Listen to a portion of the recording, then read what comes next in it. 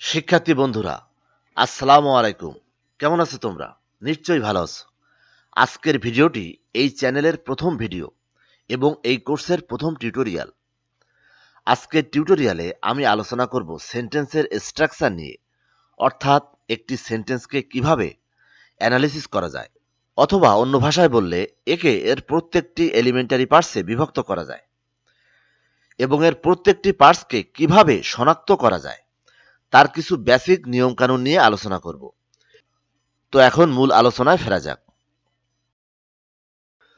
একটি সাধারণ সেন্টেন্সের মূলত চারটি বেসিক পার্টস থাকে।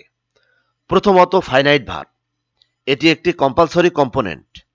একটি ফাইনাইট ভার্ব ছাড়া একটি সেন্টেন্স বা ক্লজ গঠিত হতে পারে না।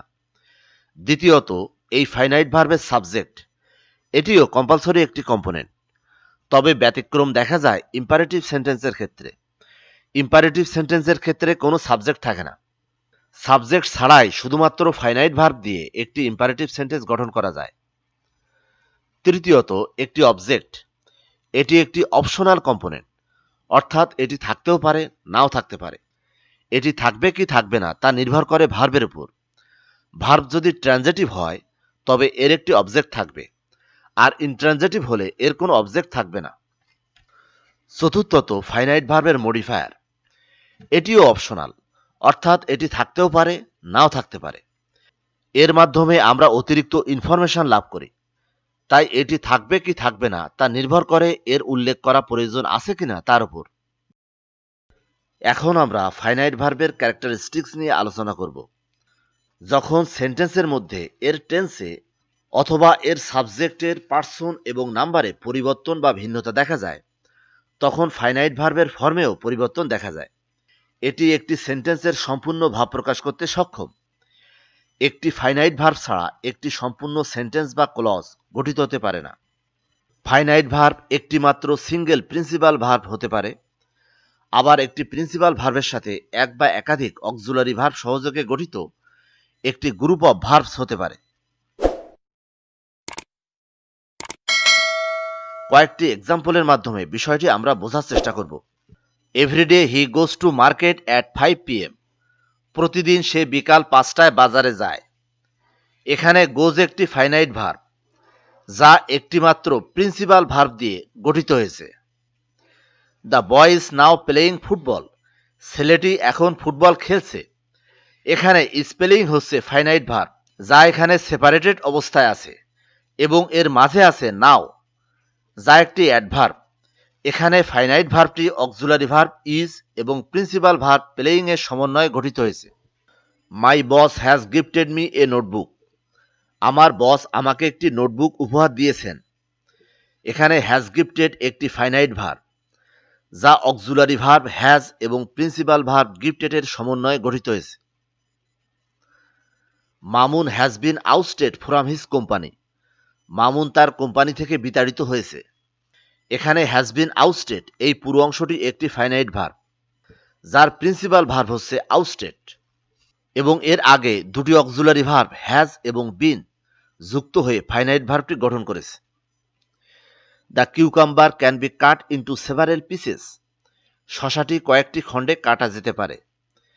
এখানে ক্যান বি কাট এই পুরো অংশটি একটি ফাইনাইট ভার্ব। এখানে প্রিন্সিপাল ভার্ব কাটের আগে ক্যান এবং বি এই দুটি অক্সিলারি ভার্ব যুক্ত হয়ে ফাইনাইট ভার্বটি গঠন করেছে। ফাইনাইট ভার্ব ছাড়া ইংরেজি ভাষায় আরেক ধরনের ভার্বের অস্তিত্ব দেখা যায়। একে আমরা বলবো নন ফাইনাইট ভার্ব। টেন্সে বা সাবজেক্টের পার্সন ও নাম্বারে পরিবর্তনের কারণে এই ধরনের ভার্বের ফর্মে কোনো পরিবর্তন হয় না। আর ফাইনাইট ভার্বের মতো নন ফাইনাইট ভার্ব সম্পূর্ণ মনের ভাব প্রকাশ করতে সক্ষম নয়। ইংরেজি ভাষায় জিরান্ড, ইনফিনিটিভ এবং পার্টিসিপল এই টার্মগুলো নন ফাইনাইট ভার্ব হিসেবে বিবেচিত হয়। সময় স্বল্পতার কারণে এগুলো নিয়ে আজকের টিউটোরিয়ালে বিস্তারিতভাবে আলোচনা করা সম্ভবপর নয়। আগামীতে অনেকগুলো ভিডিওতে এগুলো নিয়ে বিস্তারিতভাবে আলোচনা করা হবে, তাই সাথে থাকার জন্য বিশেষভাবে অনুরোধ রইল। এখন আমরা শিখব একটি সেন্টেন্সের সাবজেক্টকে কিভাবে শনাক্ত করতে হয়। এক্ষেত্রে দুটি টিপস আছে। ফাইনাইট ভার্বটি যদি অ্যাক্টিভ ভয়েস হয় আর এটি যদি প্যাসিভ ভয়েস হয়। ফাইনাইট ভার্বটি যদি অ্যাক্টিভ ভয়েস হয় তবে এর সাবজেক্টকে শনাক্ত করতে হলে ফাইনাইট ভার্বকে ইংরেজিতে হু বা বাংলায় কে বা কারা দিয়ে প্রশ্ন করতে হবে এবং এর মাধ্যমে যে জবাবটি পাওয়া যাবে সেটাই হচ্ছে ওই ফাইনাইট ভার্বের সাবজেক্ট। যেমন শি লাইকস ইউ, সে তোমাকে পছন্দ করে। এখানে যদি প্রশ্ন করি কে পছন্দ করে, তবে এর জবাব পাওয়া যাবে সে পছন্দ করে, অর্থাৎ সে বা শি এখানে ফাইনাইট ভার্ব লাইকসের subject. The boy is now playing football, ছেলেটি এখন ফুটবল খেলছে। এখানে যদি প্রশ্ন করি কে খেলছে, তবে এর জবাব পাওয়া যাবে ছেলেটি খেলছে, অর্থাৎ এখানে ছেলেটি বা দ্য বয় হচ্ছে ফাইনাইট ভার্ব ইজ প্লেয়িং এর subject. My boss has gifted me a notebook, আমার বস আমাকে একটি নোটবুক উপহার দিয়েছেন। কে উপহার দিয়েছেন? আমার বস, অর্থাৎ আমার বস বা মাই বস এখানে ফাইনাইট ভার্ব হ্যাজ গিফটেড এর সাবজেক্ট।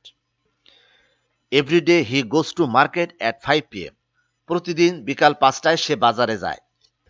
এখানে কে যায়? সে যায়, অর্থাৎ সে বা হি এখানে ফাইনাইট ভার্ব গোসের সাবজেক্ট। এখন আমরা দেখব যদি ফাইনাইট ভার্বটি প্যাসিভ ভয়েস হয় তবে এর সাবজেক্টকে কিভাবে শনাক্ত করা যায়। এক্ষেত্রে ফাইনাইট ভার্বকে ইংরেজিতে হোয়াট বা হুম এবং বাংলায় কি বা কাকে দিয়ে প্রশ্ন করতে হবে এবং এর মাধ্যমে যে জবাবটি পাওয়া যাবে তা হচ্ছে ওই প্যাসিভ ভয়েস বিশিষ্ট ফাইনাইট ভার্বের সাবজেক্ট। যেমন biryani was served at his birthday party, তার জন্মদিনের পার্টিতে বিরিয়ানি পরিবেশন করা হয়েছিল। এখানে কি পরিবেশন করা হয়েছিল? বিরিয়ানি, অর্থাৎ বিরিয়ানি এখানে ফাইনাইট ভার্ব ওয়াজ সার্ভড এর subject. Mamun has been ousted from his company, মামুনকে তার কোম্পানি থেকে বিতাড়িত করা হয়েছে। কাকে বিতাড়িত করা হয়েছে? মামুনকে, অর্থাৎ মামুন এখানে finite verb has been ousted এর subject. The cucumber can be cut into several pieces, শশাটিকে কয়েকটি খণ্ডে কাটা যেতে পারে। কাকে কাটা যেতে পারে? শশাটিকে, অর্থাৎ এখানে শশাটি বা দ্য কিউকাম্বার হচ্ছে ফাইনাইট ভার্ব ক্যান বি কাটের সাবজেক্ট। এখন আমরা দেখব একটি সেন্টেন্সের মধ্যে ফাইনাইট ভার্বের অবজেক্টকে কিভাবে শনাক্ত করা যায়। এক্ষেত্রে দুটি কেস পরিলক্ষিত হয়। ফাইনাইট ভার্বটি যদি অ্যাক্টিভ ভয়েস হয় আর এটি যদি প্যাসিভ ভয়েস হয়। ফাইনাইট ভার্বটি যদি অ্যাক্টিভ ভয়েস হয় তবে এর ফাইনাইট ভার্বকে ইংরেজিতে হুম বা হট এবং বাংলায় কাকে বা কি দিয়ে প্রশ্ন করতে হবে এবং এর মাধ্যমে যে জবাবটি পাওয়া যাবে সেটাই হচ্ছে ওই ফাইনাইট ভার্বের অবজেক্ট। যেমন শি লাইকস ইউ, সে তোমাকে পছন্দ করে। এখানে যদি প্রশ্ন করি কাকে পছন্দ করে, তবে জবাব আসবে তোমাকে, অর্থাৎ তোমাকে বা ইউ এখানে ফাইনাইট ভার্ব লাইকস এর object. The boy is now playing football, ছেলেটি এখন ফুটবল খেলছে। এখানে কি খেলছে? ফুটবল খেলছে, অর্থাৎ ফুটবল হচ্ছে এখানে ফাইনাইট ভার্ব ইজ প্লেয়িং এর object. My boss has gifted me a notebook, আমার বস আমাকে একটি নোটবুক উপহার দিয়েছেন। কাকে দিয়েছেন? আমাকে, মি। কি দিয়েছেন? একটি নোটবুক, এ নোটবুক। এখানে গিফট একটি টু অবজেক্ট বিশিষ্ট ট্রানজিটিভ ভার্ব, তাই এখানে ফাইনাইট ভার্ব হ্যাজ গিফটেড এর দুটি অবজেক্ট, মি এবং এ নোটবুক। আই ফোন সোহান ইস্টারডে, আমি গতকাল সোহানকে ফোন করেছিলাম। কাকে ফোন করেছিলাম? সোহানকে, অর্থাৎ সোহান এখানে ফাইনাইট ভার্ব ফোনের অবজেক্ট। এখানে একটি কথা তোমাদের উদ্দেশ্যে বলার আছে। প্যাসিভ ভয়েসের সাবজেক্টকে এবং অ্যাক্টিভ ভয়েসের অবজেক্টকে শনাক্ত করতে উভয় ক্ষেত্রে আমরা ফাইনাইট ভার্বকে কি বা কাকে দিয়ে প্রশ্ন করি। অর্থাৎ এর থেকে আমরা বুঝলাম প্যাসিভ ভয়েসের সাবজেক্ট এবং অ্যাক্টিভ ভয়েসের অবজেক্ট দুটোরই ভূমিকা একই রকম। তাই আমরা ভয়েস চেঞ্জ করতে গেলে অ্যাক্টিভ ভয়েসের অবজেক্টকে প্যাসিভ ভয়েসের সাবজেক্ট হিসেবে বসাই, এর কেস পরিবর্তন করে। এখন আমরা দেখব ফাইনাইট ভার্ব প্যাসিভ ভয়েস হলে সেক্ষেত্রে এর অবজেক্টকে কিভাবে শনাক্ত করা যায়।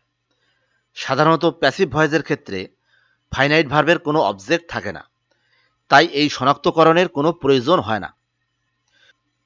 তবে ইংরেজি ভাষায় কিছু সংখ্যক ডাবল অবজেক্ট বিশিষ্ট ট্রানজিটিভ ভার্ব আছে যেগুলোর দুটি অবজেক্ট থাকে, একটি ব্যক্তিবাচক, অন্যটি বস্তু বা বিষয়বাচক। এই ধরনের ভার্বগুলোর ক্ষেত্রে যদি ফাইনাইট ভার্বটি প্যাসিভ ভয়েস হয়, তবে এর বস্তু বা বিষয়বাচক অবজেক্টটি ওই প্যাসিভ ভয়েস বিশিষ্ট ফাইনাইট ভার্বের অবজেক্ট হিসেবে বসতে দেখা যায়। এক্ষেত্রে ফাইনাইট ভার্বকে যদি আমরা কি দিয়ে প্রশ্ন করি, তবে এর মাধ্যমে যে জবাবটি পাওয়া যাবে সেটাই হচ্ছে ওই প্যাসিভ ভয়েস বিশিষ্ট ফাইনাইট ভার্বের অবজেক্ট। তবে একটি কথা সবসময় মনে রাখতে হবে, সিঙ্গেল অবজেক্ট বিশিষ্ট ট্রানজিটিভ ভার্বগুলোর ক্ষেত্রে এমনটি কখনো হবে না। হি ওয়াজ গিভেন দ্য বুক, তাকে বইটি দেয়া হয়েছিল। কি দেয়া হয়েছিল? বইটি। অর্থাৎ এখানে বইটি বা দ্য বুক হচ্ছে প্যাসিভ ভয়েস বিশিষ্ট ফাইনাইট ভার্ব ওয়াজ গিভেনের object. The passenger has been shown his seat, যাত্রীকে তার সিট দেখানো হয়েছে। কি দেখানো হয়েছে? His seat. অর্থাৎ হিজ সিট এখানে প্যাসিভ ভয়েস বিশিষ্ট ফাইনাইট ভার্ব হ্যাজ বিন শোনের অবজেক্ট। উপরের দুটি এক্সাম্পলে যথাক্রমে গিভ এবং শো এই দুটি ভার্ব ব্যবহার করা হয়েছে। এই দুটি ভার্ব হচ্ছে ডাবল অবজেক্ট বিশিষ্ট ট্রানজিটিভ ভার্ব। ডাবল অবজেক্ট বিশিষ্ট ট্রানজিটিভ ভার্বগুলো নিয়ে আগামী কোনো এক পর্বে বিস্তারিতভাবে আলোচনা করব। সাথে থাকার জন্য সবার কাছে অনুরোধ রইল। এখন আমরা দেখব একটি সেন্টেন্সের মধ্যে এর ফাইনাইট ভার্বের মডিফায়ারকে কিভাবে শনাক্ত করা যায়। এখানে মডিফায়ারের কাজ হচ্ছে ওই ফাইনাইট ভার্ব সম্পর্কে অতিরিক্ত ইনফরমেশন বা তথ্য প্রদান করা। আমরা এতক্ষণ পর্যন্ত শিখলাম কিভাবে একটি সেন্টেন্সের মধ্যে এর ফাইনাইট ভার্বের সাবজেক্ট ও অবজেক্টকে শনাক্ত করা যায়। এর জন্য আমাদেরকে ওই ফাইনাইট ভার্বকে ইংরেজিতে হু, হুম বা হোয়াট, বা বাংলায় কে, কাকে এবং কি দ্বারা প্রশ্ন করা লাগছে।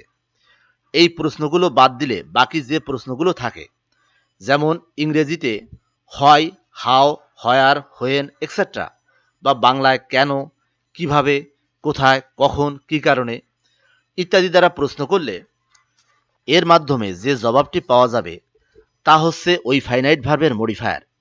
যেমন biryani was served at his birthday party, তার জন্মদিনের পার্টিতে বিরিয়ানি পরিবেশন করা হয়েছিল। কোথায় পরিবেশন করা হয়েছিল? তার জন্মদিনের পার্টিতে। অর্থাৎ অ্যাট হিজ বার্থডে পার্টি এই পুরো অংশটি হচ্ছে ফাইনাইট ভার্ব ও সার্ভডের modifier. The boy is now playing football, ছেলেটি এখন ফুটবল খেলছে। কখন খেলছে? এখন। অর্থাৎ এখানে এখন বা নাও হচ্ছে ফাইনাইট ভার্ব ইজ প্লেয়িং এর modifier. Mamun has been ousted from his company, Mamun তার কোম্পানি থেকে বিতাড়িত হয়েছে। কোথা থেকে বিতাড়িত হয়েছে? তার কোম্পানি থেকে। অর্থাৎ ফ্রম হিজ কোম্পানি হচ্ছে এখানে finite verb has been ousted এর modifier. I phone Sohan yesterday to know his plan, আমি গতকাল সোহানকে ফোন করেছিলাম তার পরিকল্পনা জানার জন্য। কবে ফোন করেছিলাম? গতকাল। ইয়েস্টারডে। কি উদ্দেশ্যে ফোন করেছিলাম? তার পরিকল্পনা জানার জন্য। To know his plan. অর্থাৎ এখানে ইয়েস্টারডে এবং টু নো হিজ প্ল্যান দুটোই ফাইনাইট ভার্ব ফোনের আলাদা আলাদা modifier. Everyday he goes to market at 5 PM, প্রতিদিন সে বিকাল 5টায় বাজারে যায়। কবে যায়? প্রতিদিন। এভরিডে। কোথায় যায়? বাজারে। To market. কখন যায়? বিকাল 5টায়। At 5 PM। অর্থাৎ এখানে এভরিডে, টু মার্কেট এবং অ্যাট 5 PM এই সবগুলো হচ্ছে ফাইনাইট ভার্ব গোজের আলাদা আলাদা modifier. The cucumber can be cut into several pieces, শশাটি কয়েকটি খণ্ডে কাটা যেতে পারে। কিভাবে কাটা যেতে পারে? কয়েকটি খণ্ডে। অর্থাৎ এখানে ইন্টু সেভারেল পিসেস হচ্ছে ফাইনাইট ভার্ব ক্যান বি কাটের মডিফায়ার। তো শিক্ষার্থী বন্ধুরা, আজকে টিউটোরিয়ালে আমরা দেখলাম কিভাবে একটি সেন্টেন্সের এলিমেন্টারি পার্টগুলোকে আলাদা আলাদা করে শনাক্ত করা যায়। বাংলা ও ইংরেজি উভয় ধরনের সেন্টেন্সকে তোমরা এভাবে মনে মনে অ্যানালিসিস করে নেবে। তাহলে বাংলা থেকে ইংরেজি, একইভাবে ইংরেজি থেকে বাংলা উভয় কনভার্সানই তোমাদের জন্য সরল হয়ে উঠবে। তো পরবর্তী ভিডিওগুলোতে সেন্টেন্সের এই এলিমেন্টারি পার্টগুলো নিয়ে আমি বিস্তারিতভাবে আলোচনা করব। সঙ্গে থাকার জন্য সবার কাছে অনুরোধ রইল। তো আজ এ পর্যন্তই। সবাই সুস্থ এবং সুন্দর থাকো, এই প্রত্যাশা নিয়ে আজ এখানেই শেষ করছি। খোদা হাফেজ।